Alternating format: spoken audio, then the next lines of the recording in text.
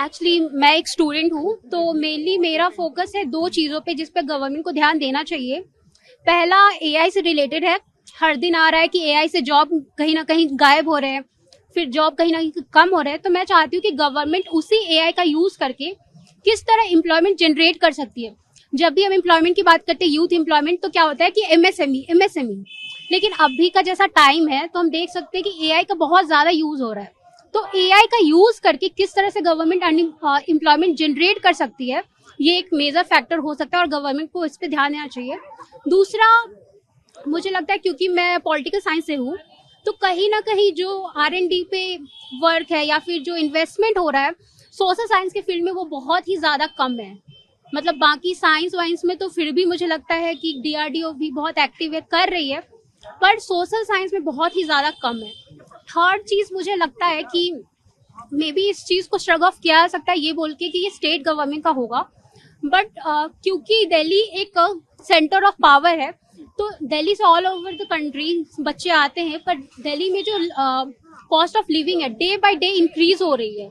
Metro से travel करने में इतना ज्यादा लग रहा है, और दिल्ली में मेजोरिटी ऑफ जो बच्चे हैं वो स्टूडेंट है, वो काम नहीं कर रहे हैं, तो फिर उनका क्या? उनको कुछ तो मिलना चाहिए ना, कि आप दिल्ली में रह रहे हो, कॉस्ट ऑफ लिविंग इतना हाई है, तो गवर्नमेंट उनके पर्सपेक्टिव से क्या करिए। हम ऐसा नहीं बोल सकते कि ये स्टेट गवर्नमेंट का, क्योंकि सिटिंग पावर तो दिल्ली में ही है ना।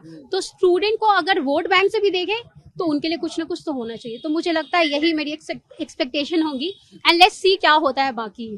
प्रियंका नाम है मेरा। प्रियंका, 1 फरवरी को बजट सेशन होगा, तो उसमें आप एज ए स्टूडेंट क्या देखते हैं कि स्टूडेंटों के लिए क्या बजट में आना चाहिए? I think being a student सबसे ज्यादा इम्पोर्टेंट तो ये है कि एजुकेशन सेक्टर में जीडीपी का एलोकेशन का परसेंटेज बढ़ना चाहिए। More GDP should be allocated towards education sector, particularly higher education, research, scholarship. These areas should be increased. In areas को बढ़ाना चाहिए क्योंकि this is the यही future है। और इसके अलावा particularly जो infrastructure social sciences के लिए है, like history, political science, इसके लिए हमें ज्यादा exposure देना चाहिए, ज्यादा कोलैबोरेशंस होनी चाहिए और गवर्नमेंट का एक पुश मिलना चाहिए। और रिसर्च जो है वो फ्री होनी चाहिए, free as in it should be intellectually free. मतलब जैसा जिसको अपना पॉइंट ऑफ व्यू देना है, and research should be in that arena. इसके अलावा being a student, obviously being in the prime university of the country, particularly for social sciences, यहाँ the city expenses, student accommodation, everything is very expensive. तो जैसे student discounts मिलते हैं या जो भी support government करती है, इसके अलावा accommodation supports या particularly student IDs पे they should give some discount, make student life को थोड़ा easy बनाना चाहिए इन सब senses में। और सोशल साइंसेस के लिए ज्यादा स्किल्स डेवलप करके एम्प्लॉयमेंट उसके प्रोपोर्शन में डेवलप बनानी चाहिए।